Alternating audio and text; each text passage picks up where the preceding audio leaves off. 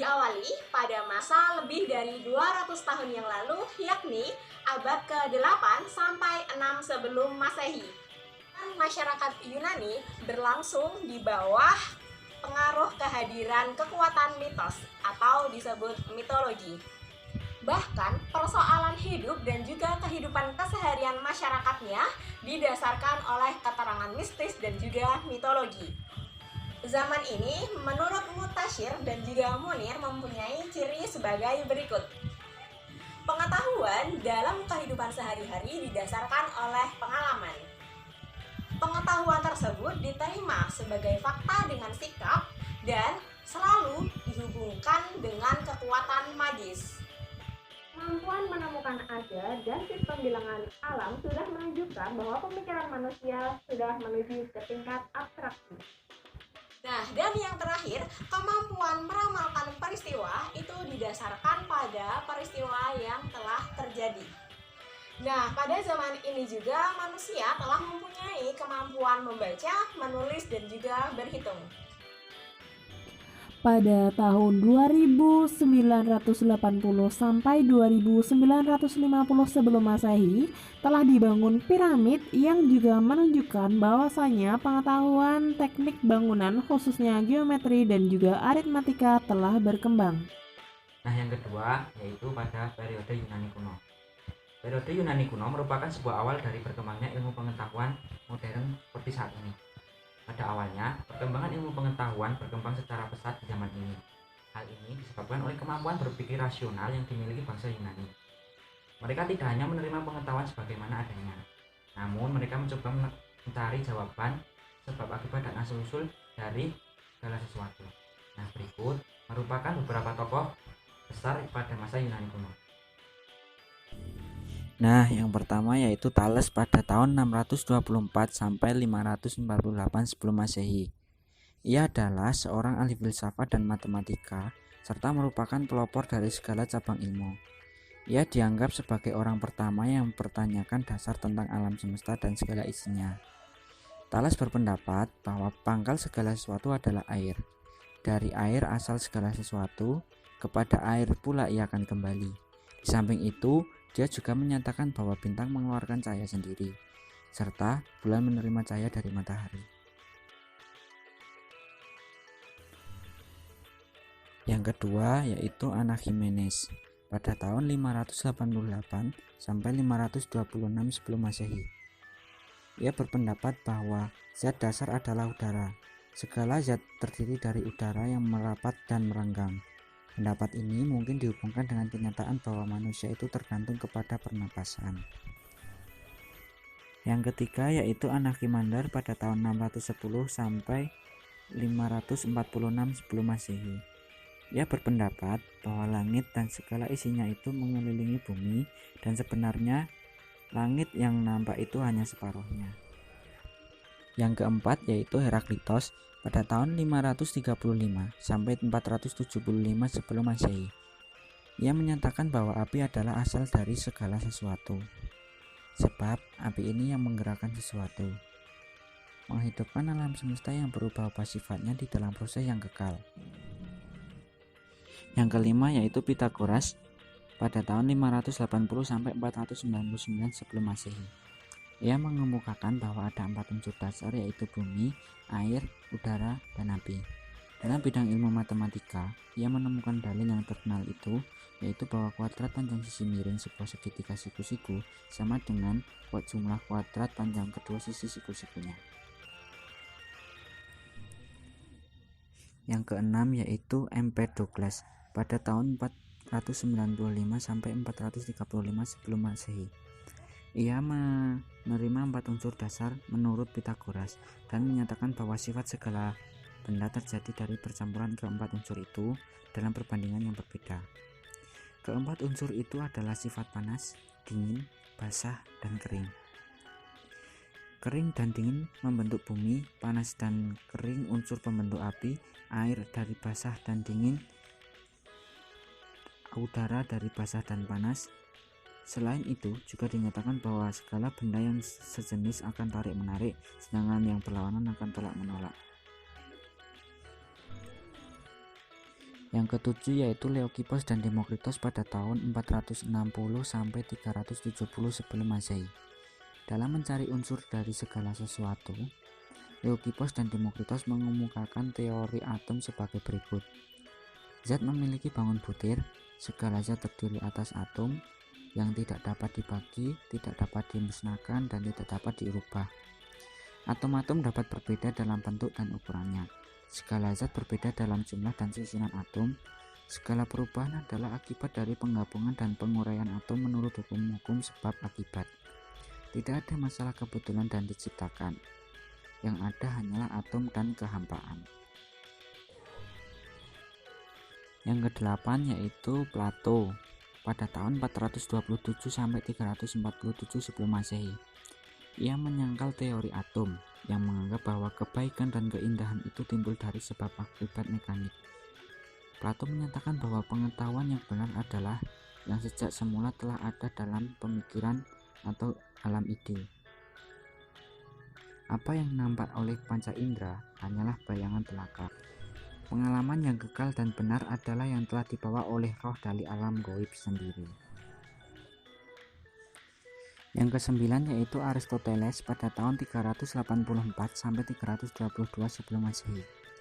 Ia menerima keempat unsur dasar, yaitu tanah, udara, air, dan api, dan menambahkan unsur yang kelima yaitu ether atau quintessentia. Ia menganggap bahwa unsur yang satu dapat berubah menjadi unsur yang lain, kecuali ether yang tidak dapat berubah. Dari air dan tanah yang menjadi masak terjadi garam, biji, dan logam. Emas adalah logam yang tidak mengandung tanah, logam perak, tembaga, timah putih, dan besi. Pada dasarnya mengandung banyak tanah. Semua logam akan mengalami proses memasak menjadi logam mulia yaitu emas. Pendapat bahwa unsur berubah menjadi unsur lain inilah yang menjadi dasar dari usaha alkimia untuk mengubah logam biasa menjadi emas. Pendapat Aristoteles yang lain adalah bahwa untuk mencari pengetahuan yang benar dengan jalan pikiran secara deduktif, berbeda dengan Plato, Aristoteles menyangka bahwa pengetahuan yang benar itu berasal dari dunia yang gaib, melainkan menghargai pengetahuan yang diperoleh dan dibuktikan dengan panca indera. Dan yang terakhir yaitu Ptolemeus pada tahun 127 sampai 151. Ia berpendapat bahwa bumi sebagai pusat jagat raya. Bintang dan matahari mengelilingi bumi. Planet beredar melalui orbitnya sendiri dan terletak antara bumi dan bintang. Karya Ptolemeus ditulis sekitar tahun 150 dan diberi nama Sintaksis, yang kemudian oleh bangsa Arab dinamakan Almagest, yang menjadi ensiklopedia dalam ilmu perbintangan. Nah, yang ketiga yaitu zaman pertengahan.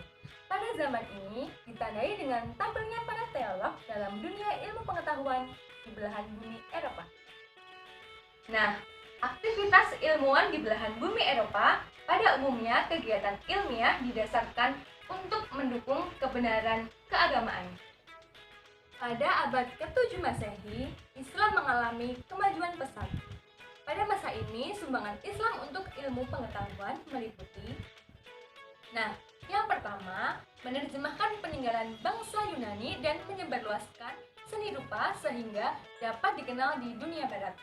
Yang kedua, memperluas pengamatan dalam ilmu kedokteran, obat-obatan, astronomi, ilmu kimia, ilmu bumi, dan ilmu tumbuh-tumbuhan. Dan yang terakhir, yang ketiga yaitu menegaskan sistem desimal dan dasar-dasar aljabar. Nah, selanjutnya yaitu pada masa ini, daerah kekuasaan Islam dari India sampai Spanyol dan Portugal, karya-karya Yunani diterjemahkan ke dalam bahasa Arab. Oleh cendekiawan Islam, buku-buku Yunani dipelajari, dikembangkan, dan diperkarya. Jasa orang Arab adalah memelihara pengetahuan dan memperkarya karya Yunani, yang kemudian dipelajari oleh orang-orang Eropa. Nah, beberapa cendekiawan Islam diantaranya Al-Qawarisi menyusun buku aljabar dan aritmatika yang kemudian mendorong penggunaan sistem desimal. Menurut catatan sejarah, karya Al-Qawarisi merupakan pengembangan dari karya bangsa Hindu yang bernama Aryabhata dan Brahmagupta. Selanjutnya yaitu Omar Khayyam pada tahun 1043 sampai 1132, yaitu seorang ahli matematika dan astronomi. Dalam bidang kedokteran, yaitu Ibnu Sina mengarang buku teks dalam bidang medis berjudul Al-Qanun yang menjadi buku standar selama 500 tahun di dunia Islam dan Eropa.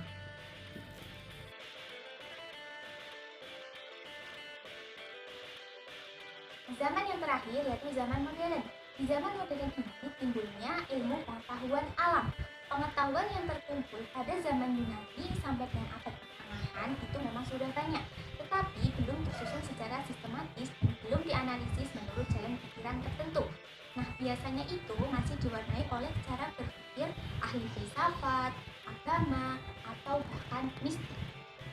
Perkembangan IPA sangat pesat setelah dikenal sebuah konsep, yaitu fisika kuantum dan relativitas abad 20.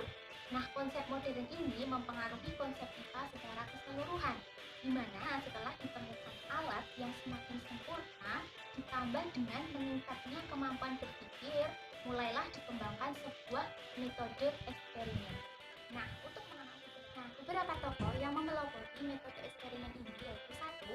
Roger Bacon, yang kedua Leonardo da Vinci, dan yang ketiga Francis Bacon, dan yang keempat Nicolas Copernicus, dan yang kelima Johannes Kepler, dan yang terakhir yaitu Galileo Galilei.